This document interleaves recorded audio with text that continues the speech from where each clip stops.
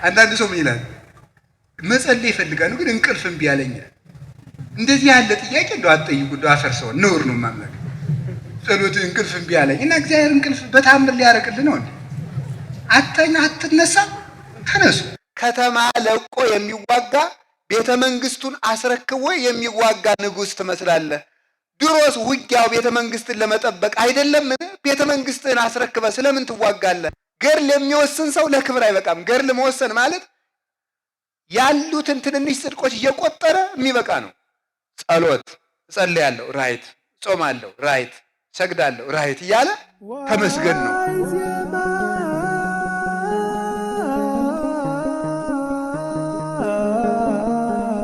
በስመ አብ ወወልድ ወመንፈስ ቅዱስ አሃዱ አምላክ። በባህሪው ሞት በመንግስቱ ሽረት የሌለበት ቅድመ ዓለም የነበረ ዓለምን የፈጠረ ይህንን ዓለም በቸርነቱ የሚመግብ በቸርነቱ ይህንን ዓለም ያዳነ ፈጣሪያችን ኢየሱስ ክርስቶስ በሀብት ስሞ በረድኤት አቅርቦ በዚህ ቅዱስ ቦታ ስለሰበሰበን እንድንማርም ስለፈቀደልን በልቡናችን አስበን በአንደበታችን ተናግረን ስለማንፈጽመው ቸርነቱ ከባህሪ አባቱ ከአብ ከባህሪ ሕይወቱ ከመንፈስ ቅዱስ ጋር ስሙ የተመሰገነ ይሁን። የቅድስት ቤተ ክርስቲያናችን ምልክት የምትሆን እናታችን ቅድስት ድንግል ማርያም ወላዲተ አምላክ፣ ቅዱስ መስቀሉ፣ ቅዱሳን መላእክት፣ ነቢያትና ሐዋርያት፣ ሰማዕታት፣ ደናግል፣ መነኮሳት፣ ቅዱሳን በረከታቸው ይደርብን። ብፁዕ አባታችን አቡነ አብርሃም በኢትዮጵያ ኦርቶዶክስ ተዋሕዶ ቤተ ክርስቲያን በመንበረ ፓትርያርክ ጠቅላይ ቤተ ክህነት ዋና ስራ አስኪያጅና የባህር ዳር ሀገረ ስብከት ሊቀ ጳጳስ፣ ክቡር መላከ ሰላም ኤፍሬም ሙሉ ዓለም የባህር ዳር ሀገረ ስብከት ዋና ስራ አስኪያጅ፣ ክቡር መላከ ብርሃን ፍስሐ ጥላውን የሀገረ ስብከቱ ዋና ጸሐፊ፣ የተከበራችሁ አባቶች፣ መምህራን፣ ሊቃውንተ ቤተ ክርስቲያን፣ ካህናት፣ ዲያቆናት፣ የእግዚአብሔር ቤተሰቦች ሁላችሁ አንድ አምላክ በሚሆን በአብ በወልድ በመንፈስ ቅዱስ ስም እንደምን ዋላችሁ? እንደምን ቆያችሁ? እንደምን አመሻችሁ? በቸርነቱ የጠራን ፈጣሪያችን ስሙ የተመሰገነ ይሁን። ከአሁን በፊት ላስተማሩን ሁሉ ቃለ ሕይወትን ያሰማልን። አሁን የምንማርበትን የቸርነቱን በር ይክፈትልን። ወኢዜኒ አሃዊነ ጎጉኡ ከመ በጽና ምግባሪክሙ ጽኔተ ትኩን ጽዋኤክሙ። መጠራታችሁን ታጸኑ ዘንድ ከፊት ይልቅ አሁን ትጉ በሚል ርዕስ እንማማራለን። መጠራታችሁን በሉ ታጸኑ ዘንድ ከፊት ይልቅ አሁን ትጉ በሉ። መጠራታችሁን ታጸኑ ዘንድ ከፊት ይልቅ አሁን ትጉ። ሶስተኛ በሉ መጠራታችሁን ታጸኑ ዘንድ ከፊት ይልቅ አሁን ምን በሉ? አይ ጽኑ አላልኩ። የተጻፈ ነው ማንበብ ያለባችሁ። ትጉ ነው ያልኩኝ። እስኪ ትጉ በሉ። አዎ የሐዋርያው የቅዱስ ጴጥሮስ መልእክት ሁለተኛ ጴጥሮስ ምዕራፍ 1 ቁጥር 10 ላይ የምናገኘው ኃይለ ቃል ነው። ይህንን የጻፈው ቅዱስ ጴጥሮስ ሊቀ ሐዋርያት ነው። መልእክቱን የጻፈላቸው ደግሞ በቅዱስ እስጢፋኖስ ሞት ምክንያት በጳንጦስ፣ በገላትያ፣ በቀጰዶቅያ በዓለም ሁሉ ክፍል ለተሰደዱ ክርስቲያኖች የተጻፈላቸው መልእክት ነው። ሁለተኛው ለማጽናት፣ የመጀመሪያው ሃይማኖታቸውን እንዲይዙ ለማስተማር፣ ሁለተኛው ለማጽናት የተጻፈ ትጋትን እንዲጨምሩ የተጻፈ መልእክት ነው። ሰው በሃይማኖት የማይኖር ሰው አለ። በሃይማኖት እየኖረ ደግሞ በሃይማኖቱ ውስጥ ጽናት የሚጎለው አለ። ዲያብሎስ ይህንን ዓለም የሚፈትነው በሶስት ነገር ነው። የመጀመሪያው ወደ ሃይማኖትና ሃይማኖታዊ ወደሆኑ ምስጢራትና ተጋድሎዎች ስነ ምግባራት እንዳይገባ በማድረግ ነው። በስንፍናም ይሁን በእውቀት ማነስም ቢሆን በልብ መደንደንም ይሁን ወደ መልካሙ የእግዚአብሔር መልካም ጎዳና እንዳይገባ አስቀድሞ በውጭ ያስቀረዋል። ተስፋ ያስቆርጠዋል፣ አትዘልቀውም ይለዋል፣ እውቀት ያሳጠዋል፣ ሰዎች መሰናክል ይሆኑበታል። በብዙ ጎዳና በስጋው ይይዘዋል። በዓለም በብዙ መረብ አስሮ ሰው ከእግዚአብሔር ቤት እንዳይገባ በዚያው ይይዘዋል። ሁለተኛ ደግሞ መልካሙን ነገር ከጀመረው በኋላ እንዳይጸናበት ያደርገዋል። እንዳይጸናበት ማድረግ ማለት ምንድን ነው? ጸሎት ያስጀምረዋል። 3 ቀን 5 ቀን 7 ቀን ወር ቆይቶ ይሰለቸዋል፣ ያስጠላዋል። ጾም ይጀምራል፣ ይሰለቸዋል። ስግደትም ይጀምራል፣ ይሰለቸዋል። ከኃጢአት ንጹሕ ሆኖ ገዳም ሄዶ ለ1 ወር ለ2 ወር ቆይቶ ይተዋዋል። መልሶ ደግሞ አድብቶ በለመደው ኃጢአት ያስረዋል። ይሄ ደግሞ አለማጽናት ነው። ዲያብሎስ መጀመሪያ ከክፋታችን እንዳንላቀቅ ወደ እግዚአብሔር ቤት እንዳንመጣ ያደርጋል። ከገባን በኋላ ደግሞ ወደ ለመድነው ኃጢአት እንዳንመለስ የሚጠቅመን ብቸኛው አጥር ከቤተ ክርስቲያን አለመውጣትና ጸሎት አለማቋረጥ ናቸው።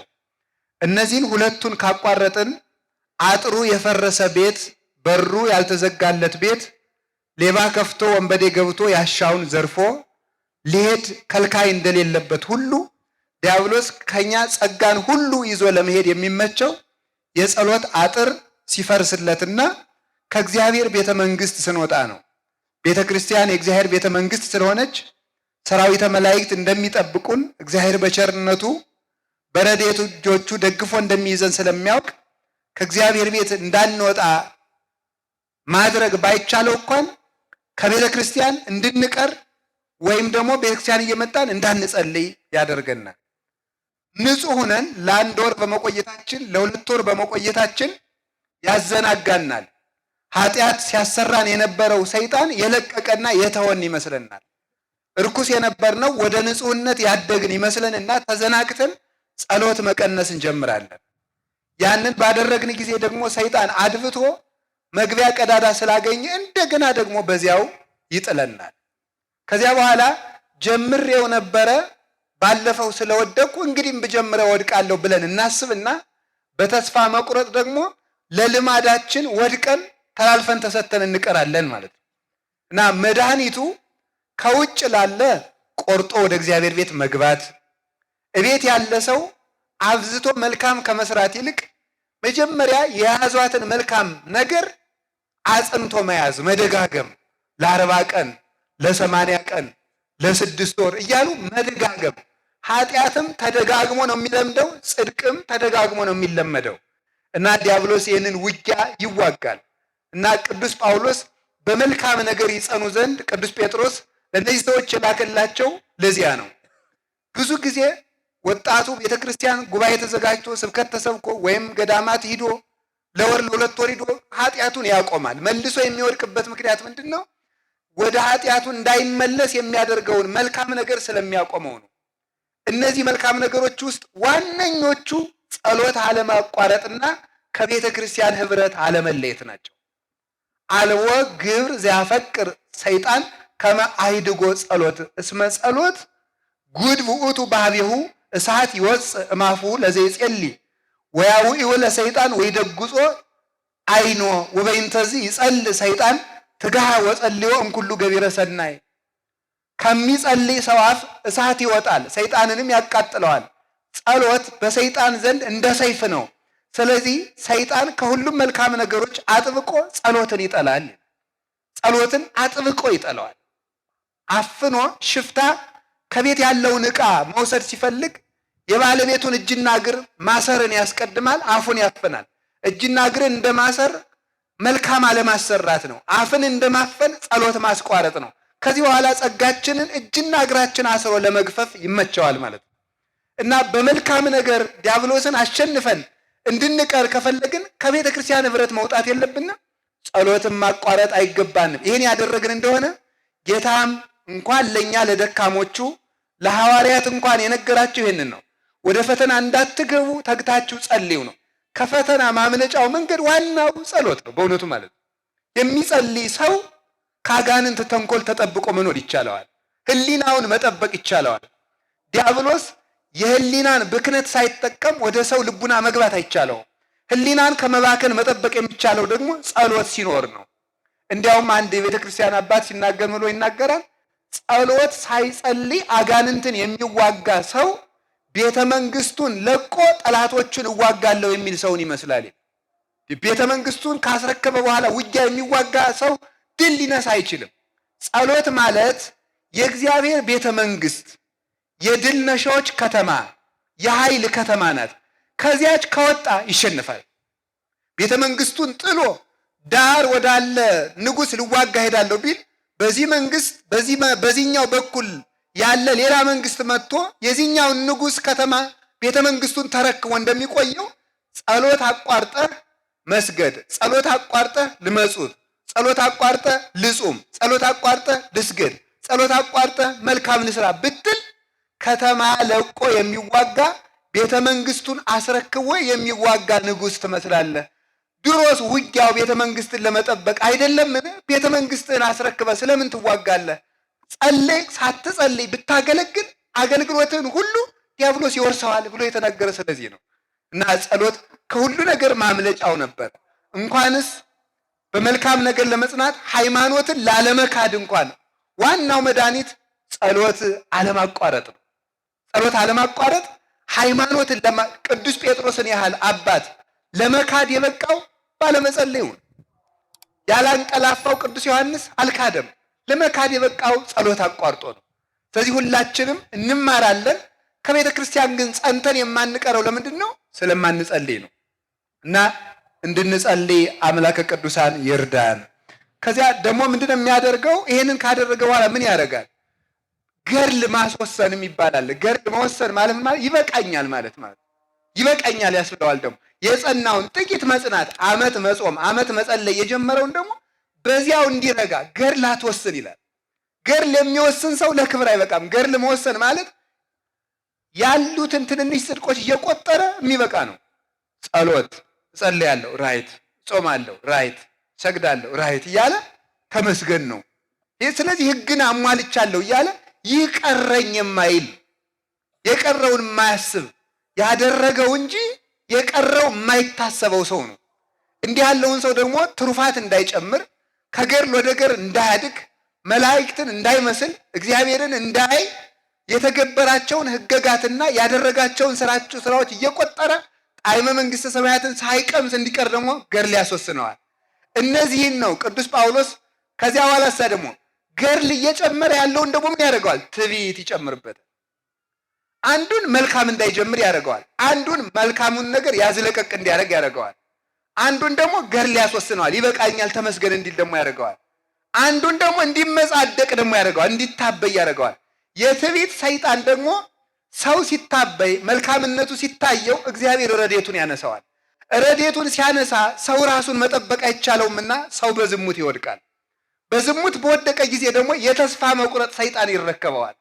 ከተረከበ በኋላ ከሃዲ ይሆናል። ከካደ በኋላ ልቡ ይደነድንና ሳይመለስ ይቀራል። አንዱን ደግሞ በትዕቢት ይዋጋዋል። ስለዚህ ወዘንተ እንዘ ትገብሩ ኢትሳቱ ያላቸው ለዚህ ነው። መልካም ስታደርጉ አትሳሳቱ። አንደኛ አትታበዩ፣ ሁለተኛ መልካሙን ነገር ነገ ጀምረዋለሁ አትበሉ። ዛሬ ጀምሩት፣ ነገ የእናንተ አይደለም። የጀመራችሁን ደግሞ አጽንታችሁ ያዙት። ያለኝ ጽድቅ ይበቃኛል አትበሉ፣ ወደፊት ገስግሱ። እስካሁን ጾመህ ከሆነ ሌላ ጾም ጨምር፣ ሰጥተህ ከሆነ ሌላ መስጠት ጨምር፣ ታርቀህ ከሆነ ሌላ ሰላም ጨምርበት፣ ሌላ መልካምነት ጨምር። ይህንን ለማድረግ ቅዱስ ጴጥሮስ ለማጽናት የጻፈው መልእክት ነው እና ሲነግራቸው ምን ይላል? መጠራታችሁን ታጸኑ ዘንድ ከፊት ይልቅ አሁን ትጉ ይላቸዋል። ከመጠራት የተባለው ሰው የሚጠራው በምንድን ነው ካላችሁኝ፣ በአምስት ነገር ሰው ይጠራል። ሰው የሚጠራው በአምስት ነገር፣ አንደኛው የሚጠራው በልጅነት ይጠራል። ክርስቶስ ኑ ተከተሉኝ ባለው ይጠራል። ንዑትልኡኒ አንዱ መጥሪያ ነው። ኑ ተከተሉኝ ይሄ አንዱ መጥሪያ ነው። ሁለተኛ ደግሞ በልጅነት በጥምቀት ሰው ይጠራል። በጥምቀት ይጠራል ሰው። ሶስተኛ በምን ይጠራል ካላችሁኝ፣ አንደኛው ኑ ተከተሉኝ ባለው ቃል ይጠራል። ሁለተኛው ደግሞ በምን ይጠራል? በጥምቀት ይጠራል። በጥምቀት። ሶስተኛው በንስሐ ይጠራል። አራተኛው በመከራ ይጠራል። አምስተኛው በክብር ይጠራል። እነዚህ ክርስቶስ ሰውን የሚጠራባቸው መንገዶች ናቸው። ንዑትልኡኒ ያለው ምን ማለት? ኑ እኔን ምሰሉኝ፣ በእግርም ተከተሉኝ፣ በግብርም ምሰሉኝ።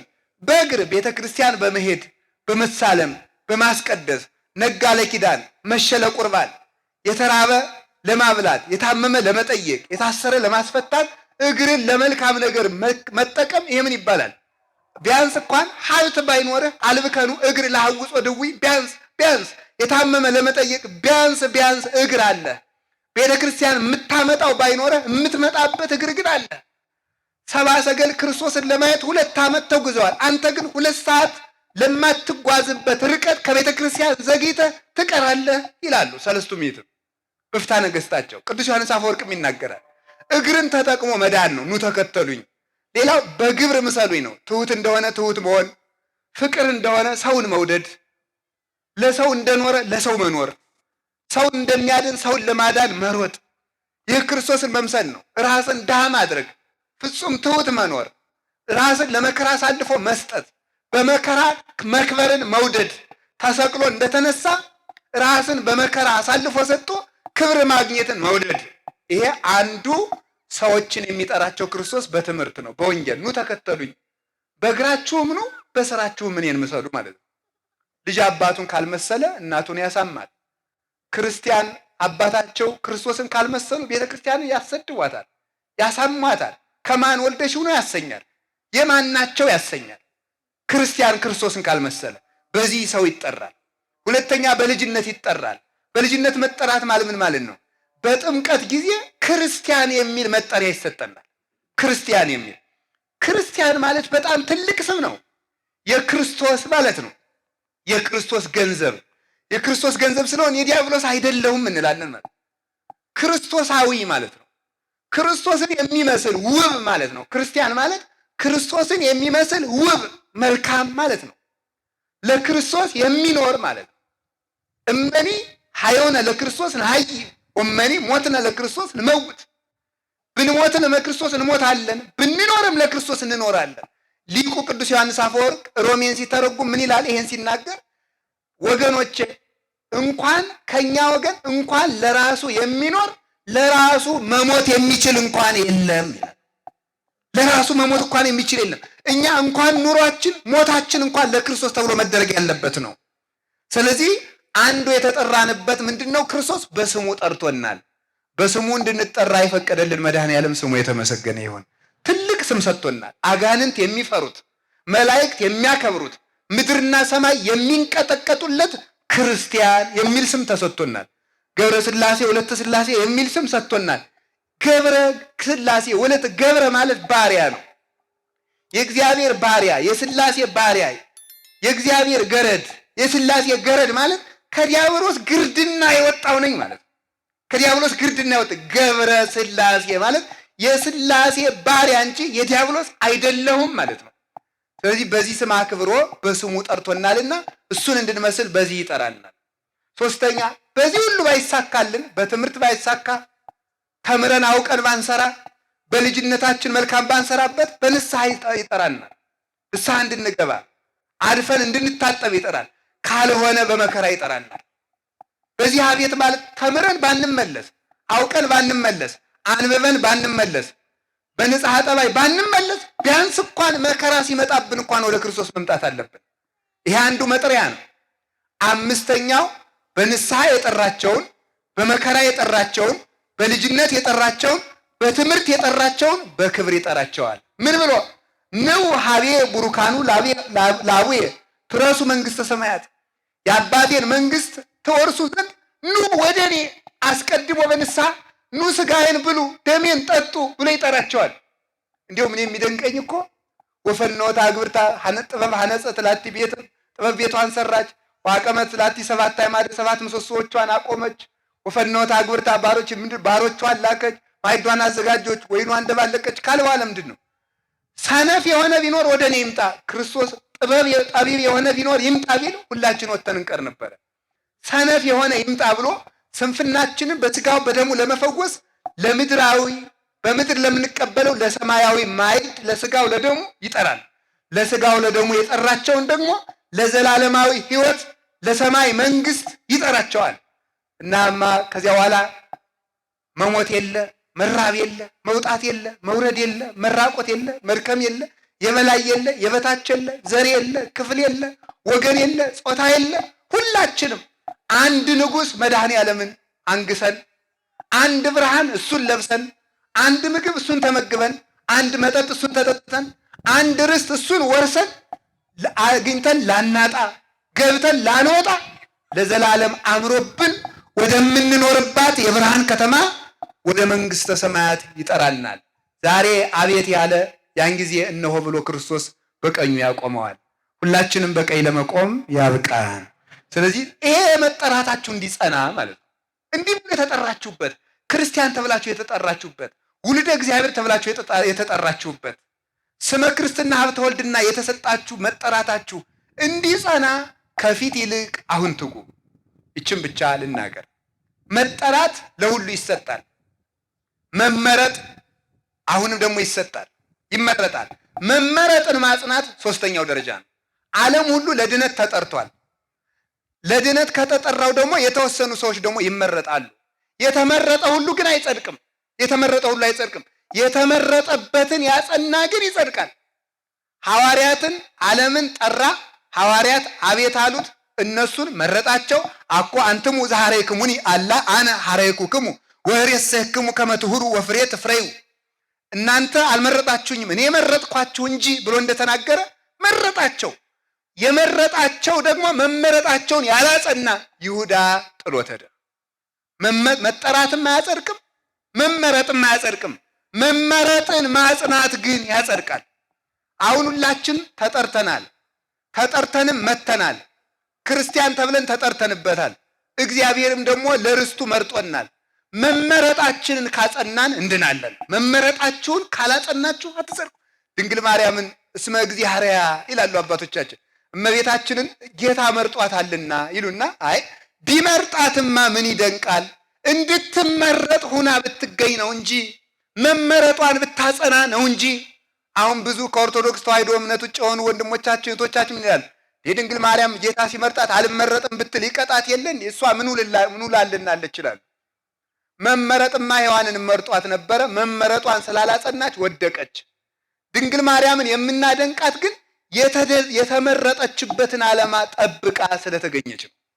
መላእክትን የምትበልጣቸው ስለዚህ ነው። እነሱ በደል በሌለበት ዓለም ሁነው ንጹሕ ሆነው መኖር አቅቷቸው ወድቀዋል። የወደቁት ኢተክህሎሙ ለመላእክት ድንጋሌ ሕሊና እስመ አበሱ በፍትወት ወረዱ ምድረ በቀዳሚ። ለመላእክት እንኳን ድንጋሌ ሕሊና አልተቻላቸውም። በቀደመው ወራት ያልተፈቀደላቸውን ሽተው በድለው ከሰማይ ወደ ምድር ወድቀዋልና በርኩሰት ዓለም ውስጥ ንጹሕ ሆና የተገኘች እመቤታችን ናት። ጽጌ ሃይማኖት ዘጸገየት በማእከለ አስዋክ ይላታል ቅዱስ ያሬድ። በእሾህ መካከል አብባ የተገኘች የሃይማኖት አበባ እመቤታችን ወላዲተ አምላክ ናት። መመረጣችን ስለዚህ ነው እመቤታችን የድህነት ምልክት የምትባለው። በብሉይ ኪዳን ዘመን እስራኤል ከግብፅ ባርነት ሲወጡ ባህሩ ተከፍሎ ከተሻገሩ በኋላ